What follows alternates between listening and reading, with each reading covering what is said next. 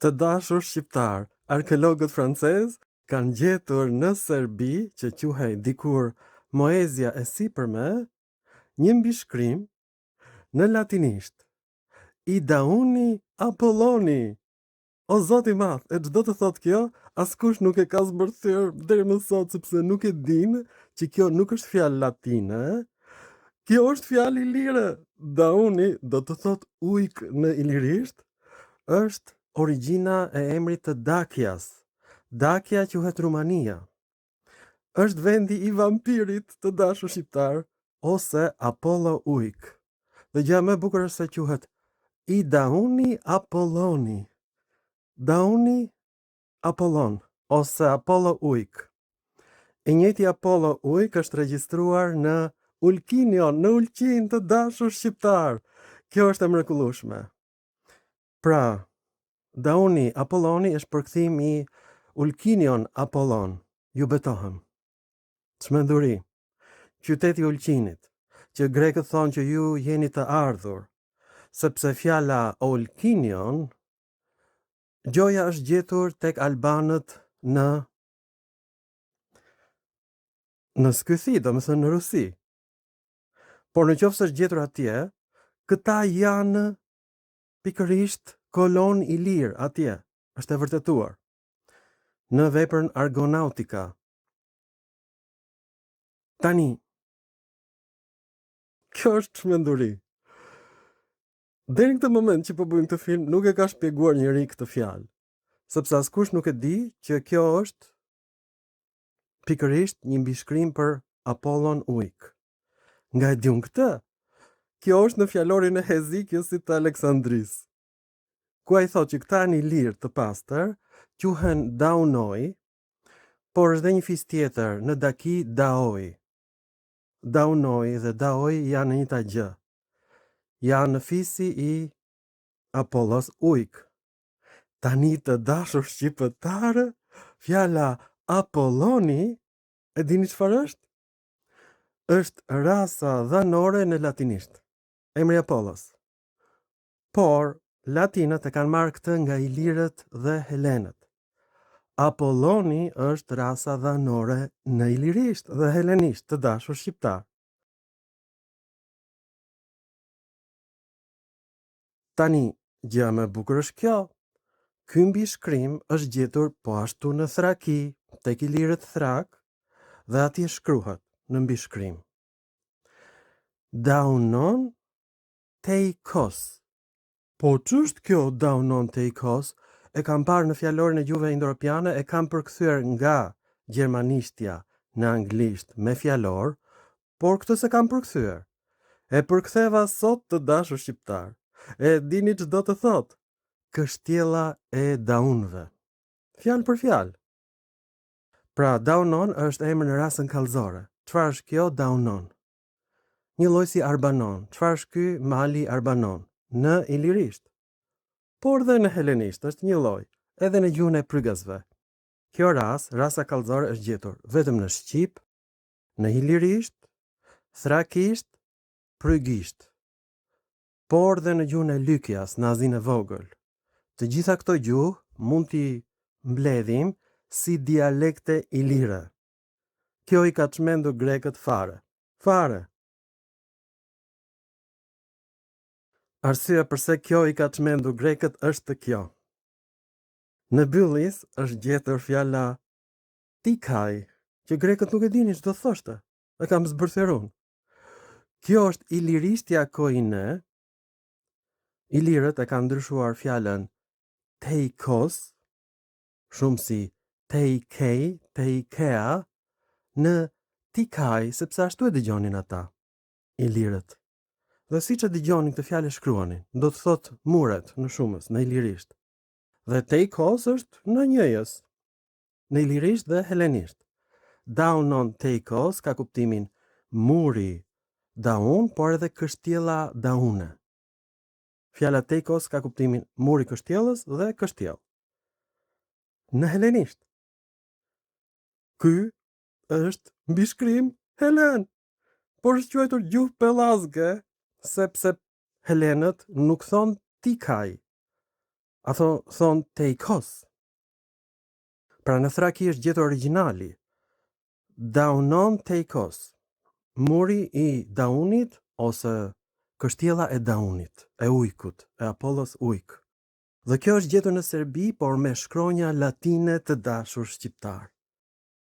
Prandaj si ka rënë askujt ndërmend ta shpjegoj, sepse askush nuk e dinte që ilirët flisnin një dialekt iliro-helen.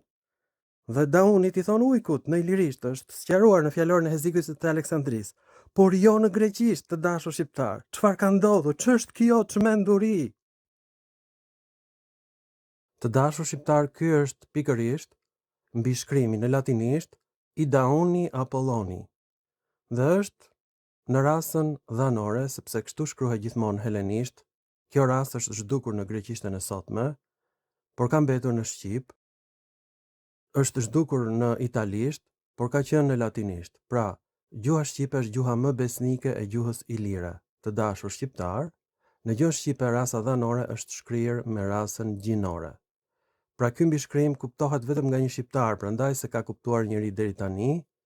Për fat mirë, këtu thuhet Dauni Apolloni, do të thënë Dauni ujk.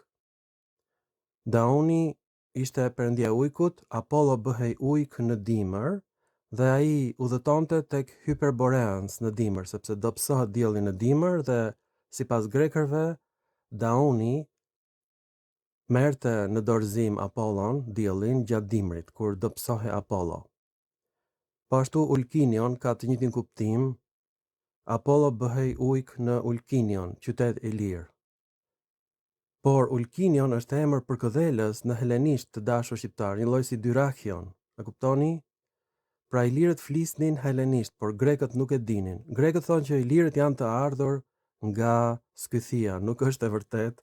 Ilirët flisnin dialekt helene dhe grekët edhe sot nuk e din, dhe ky është turpi I botës. Pra, si e bëron këtë zbulim? Në gjuhën shqipe thuhet ilajmi. Dhe fjala ilajmi vjen nga gjuha ilire, por dhe helene, lalimata, është emër asnjanës, do të thotë thashë themet, në ilirisht dhe helenisht. Dhe kjo është bërë në shqip ilajmi, është trajta shquar, është bërë emër mashkullor. E njëjta gjë ka ndodhur me Daunin, I Dauni.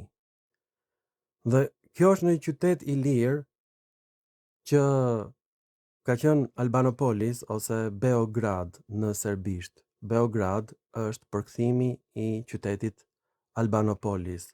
Beo do thot I bardhë dhe grad qytet. Një lloj si Albano I bardhë dhe polis qytet. Pra, emri I Beogradit është emri I albanëve, dhe atje është gjetur në Beograd, pikërisht, të dashur shqiptar, ky mbishkrim nga ekipi francez, dhe ata e quajnë këtë fjalë pellazge. E shkruar me gabime. Dhe nuk e din ç'do të thotë. Nuk ekziston kjo fjalë në latinisht. Pra, kjo është një fjalë ilire e shkruar me shkronja latine. Kjo është rasa dhanore e ilirishtes, helenishtes dhe shqipes. Të dashur shqiptar, Dauni dhe Apolloni. Dhe tani do të tregoj unë që kam të drejtë. Shikoni me kujdes lakimin e këtij emri në latinisht, dhe këtu do e shënoj është Apolloni, rasa dhanore. Ky është mbishkrimi I gjetur pikërisht në kështjellën e Daunëve në Albanopolis. Në latinisht, por kështu është dhe në helenisht, ta shikojmë. Të dashur shqiptar, ju lutem mos qani, në origjinal, në ilirisht dhe helenisht është Toi Apolloni, rasa dhanore, një lloj. Pra latinishtja ka marrë nga ilirishtja, helenishtja, por edhe fjala Dauni do të thot ujk. Dhe kjo është sqaruar në fjalorin e Hezikusit të Aleksandris. Dhe këtë film unë e kam bërë më përpara dhe kam thënë që ky është emër ilir. Ta shikojmë tani se si është në fjalorin e Hezikusit të Aleksandris, se do filloni të qani dhe të ulërisni.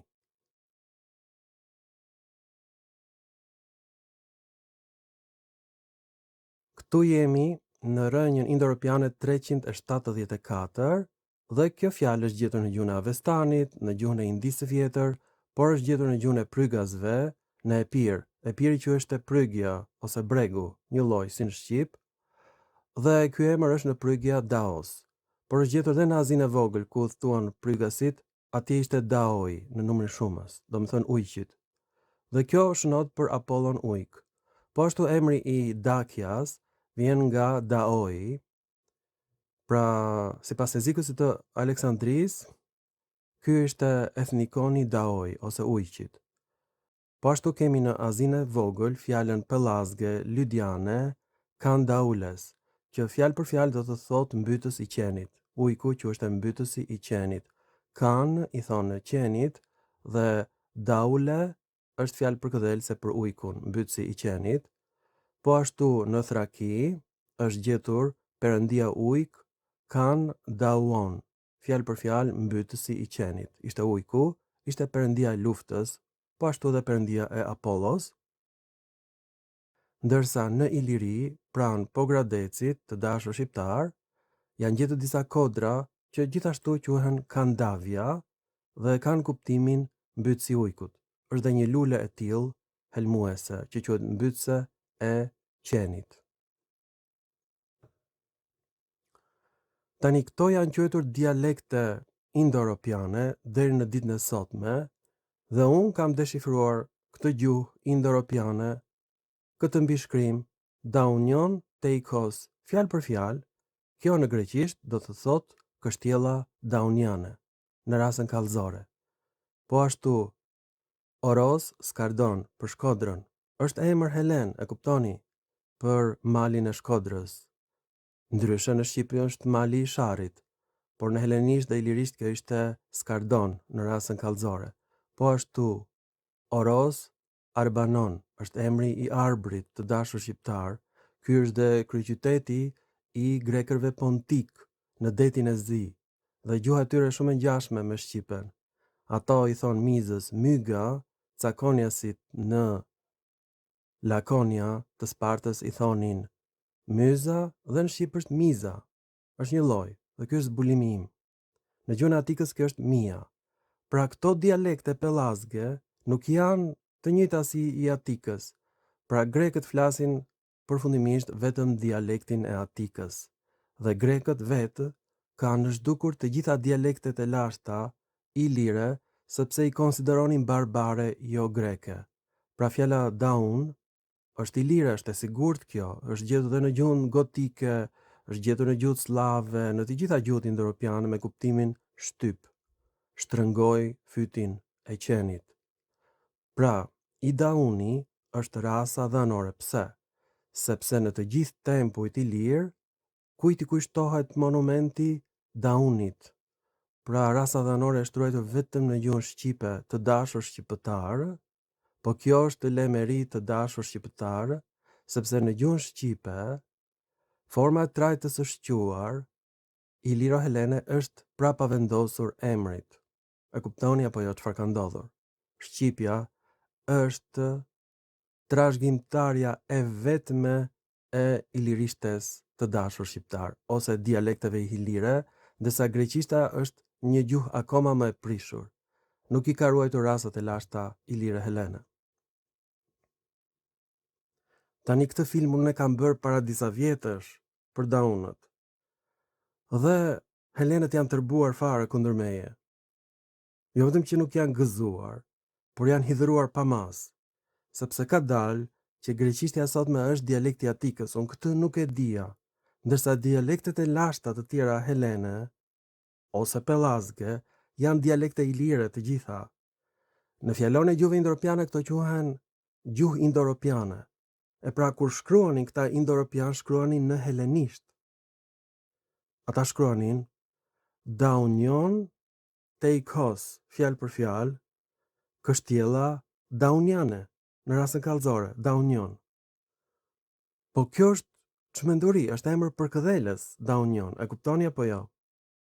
Është diminutiv, një lloj si Ulkinion, fjalë për fjalë. Një lloj si Dalminion, është kryeqyteti i dalmatëve, Dalminion. More, ilirët flisnin helenisht, e kuptoni apo jo? Tani, nga ky diminutiv ka dalë trajta e shquar e shqipes. Kjo është çmenduri. E kuptoni apo jo? Pra ilirët në mbishkrimet e tyre shkruanin me një greqishte të keqe sipas banorëve të Atikës. Jo, ilirët shkruanin në gjuhën e tyre anëtare indo-europiane, e cila ishte shumë e ngjashme me gjuhën e Atikës. Ishin dialekte. Pra grekët pa dashje kanë shkatëruar të gjitha dialektet ilire, por ato kanë mbetur në fjalorin e Aleksandrisë, përpara se sa të zhdukeshin.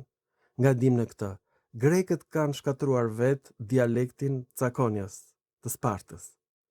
E mendonin të ardhur nga gjuha arvanitase prandaj, për shkak të fjalës miza. Unë këtë se kam ditur, këtë kam lexuar në një raport të fshehtë të një zyrtarit të UNESCO-s me origjinë greke që ankohej përse është trajtuar kaq keq gjuha e Cakonias, dhe ai e ka zbuluar, por është anonim. Nuk ka dalë me emër në internet. Puna e tij është në internet, do ta gjeni. Shikoni vetë ngjashmërinë e shqipes dhe gjuhës së Cakonias.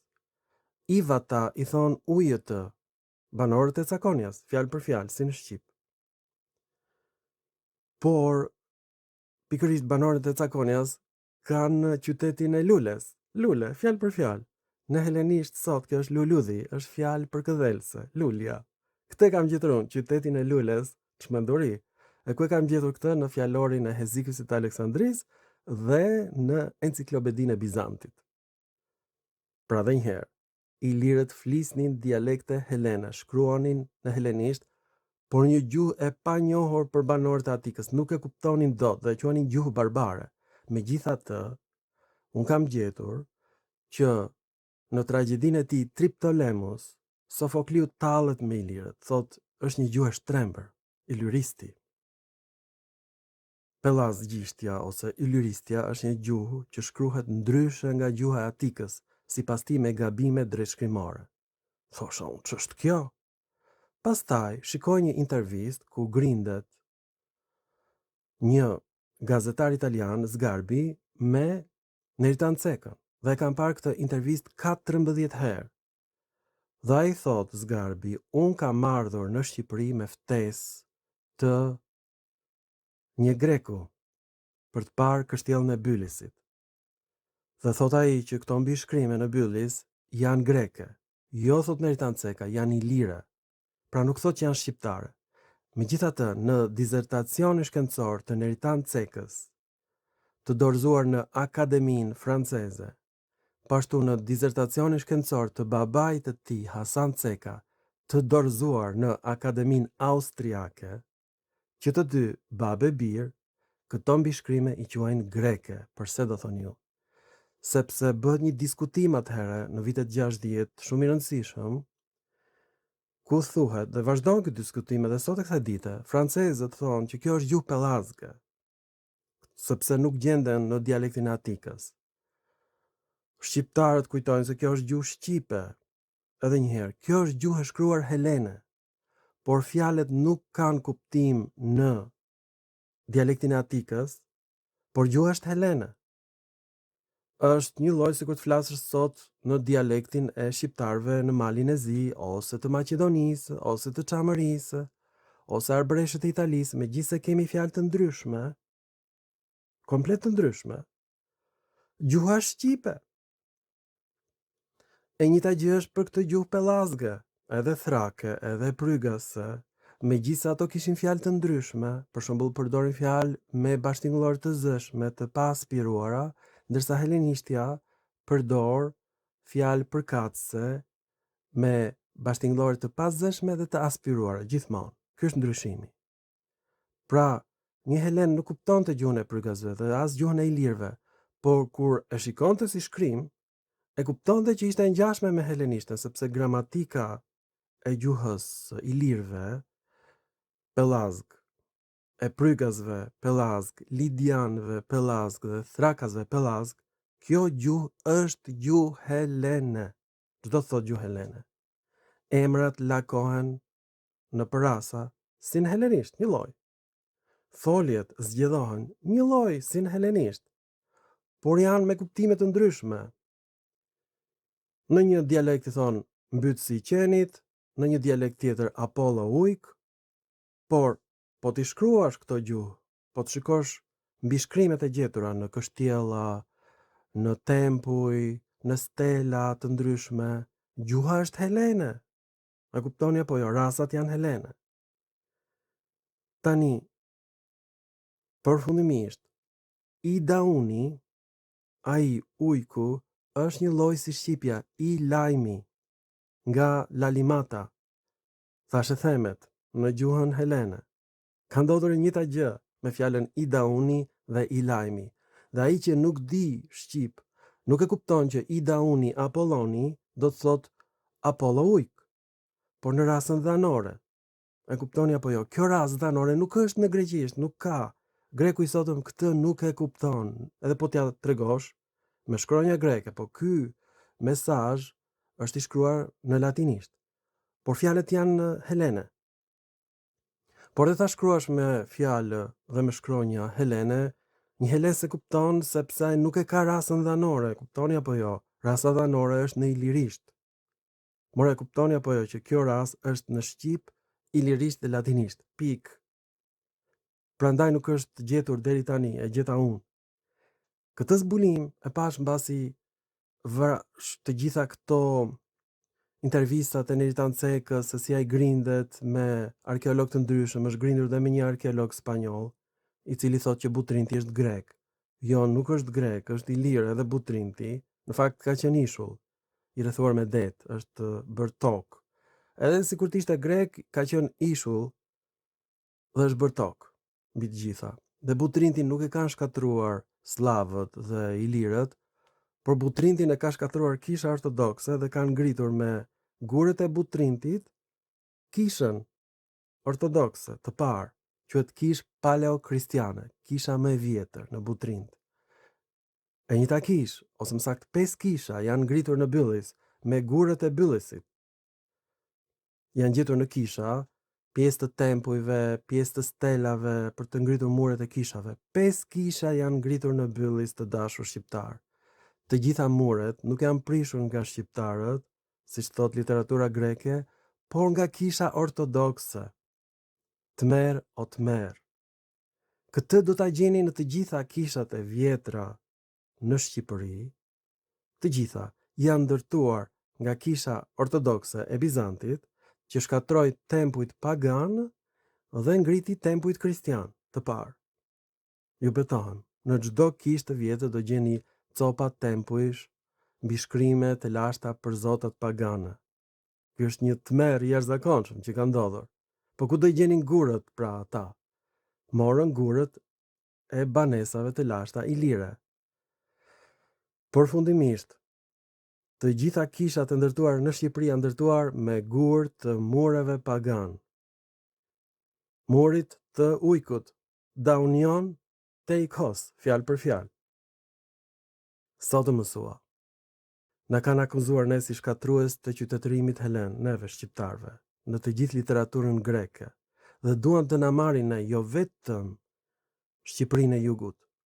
Duan të na marrin të gjithë Shqipërinë, sepse kudo në Shqipëri ka toponime helene, por dhe në Kosovë, deri në Serbi, në Kroaci, i gjithë gatishulli lirik, ka qenë i banuar me banor që flisin dialekte iliro-helene.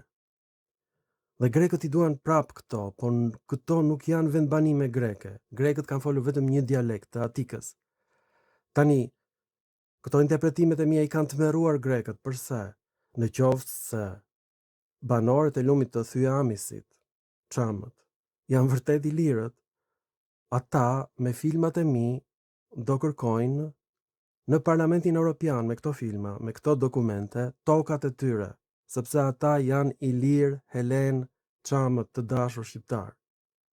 Janë ilir autokton, shkruanin në një dialekt tjetër nga i Atikës. Dhe edhe lumi Thyamisit s'ka kuptim në greqisht, është emër ilir, është e vërtet.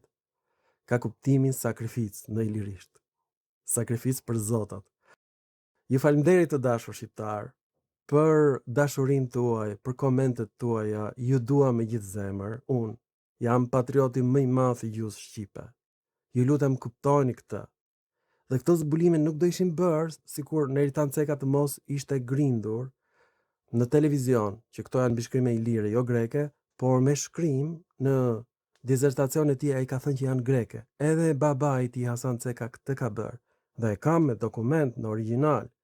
Nuk e mohojnë dot. Le të thonë çfarë të duan ata në për intervista. Jati i tij ka vdekur, jetoi 99 vjet, gati një shekull, sepse dëshira e tij ka qenë që ta bëj Shqipërinë Greqi. Ky ka qenë qëllimi i Hasan Cekës, që ta dini të sigurt. Ju e keni hero kombëtar, këta janë heronjtë e heshtur të Greqisë, të dashur shqiptar. E kuptoni kush është heroi i heshtur? Një arkeolog që zbulon mbi shkrimet ilire dhe thot me shkrim që janë atë greke. Ky është Hasan Ceka, ky është Neritan Ceka dhe kjo është dhe vajza e tij Olgita Ceka, të dashur shqiptar, të gjithë me dezertacione ku flitet qartë që këto janë mbi shkrime greke. Ata asnjëherë s'kan thënë që janë shqiptare. Pra kur thonë që janë ilire, kanë të drejtë. Këtë zbulim e ka bërë Neritan Ceka pa dashje. Nga që ka qenë me dy fytyra. Këtu i thot shqiptarëve janë ilire, pellazge, me shkrim thot që janë greke, por duke dashur të gënjej ka thënë të vërtetën. Ilirët kanë folur dialekte helene të dashur shqiptar, po jo dialektin atikës. Pra Hasan Ceka dhe Neritan Ceka kanë të drejtë, janë dialekte ilire dhe jo greke të atikës. I falenderoj për vëmendjen dhe mirupafshim në filma të tjerë shkencor.